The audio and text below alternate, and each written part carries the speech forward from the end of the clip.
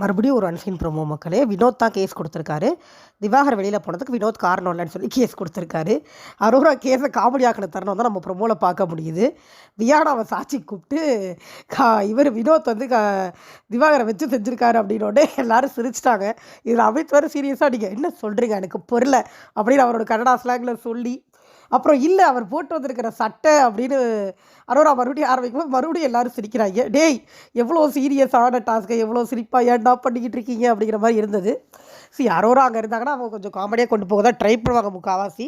எதிர்பக்கமும் விக்ரம் தான். ரொம்ப சீரியஸாலாம் ஒன்றும் போகாதுன்னு நினைக்கிறேன் இந்த கேஸு.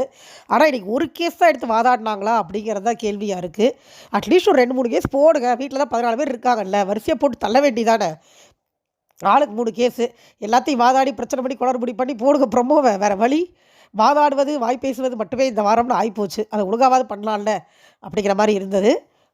கோர்ட்டில் எல்லோரும் கூடுறது, அதுக்கப்புறமா அரோரா வந்து பேசுகிறது, இதெல்லாம் தான் இந்த ப்ரொமோ. இது போக லைவில் வந்து பார்வதி கமருதீனோட மைக்கை மூடிட்டு பேசிகிட்டு இருக்காங்க. ஸோ மேபி அந்த பனிஷ்மெண்ட் வர்றதுக்கு வாய்ப்பு இருக்குதுன்னு நான் நினைக்கிறேன்.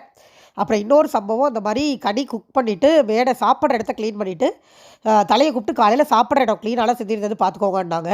அதை போய் அமித் உள்ளே சொல்ல உடனே இவங்க வந்து இல்லை காலையில் கனி தான் நைட்டு க்ளீன் பண்ணிக்கலான்னு சொன்னாங்கன்னு சொல்லி உருட்டிருச்சுக்காதுங்க. கனி நைட்டு க்ளீன் பண்ணலான்னு சொன்னது அடுப்பை, மேடையை இல்லை. ரெண்டையும் சேர்த்து ரம்யாட்ட சாப்பிட்றாடவே அவர் சொல்கிறாரு. அது ரெண்டுத்துக்கும் இது மேலே வன்மம். கனிகிட்ட உடனே தப்பாக தான் சொல்லியிருப்பாங்கன்னு ஒரு முடிவு பண்ணி அதுக்கு ஒரு உருட்டுதுங்க.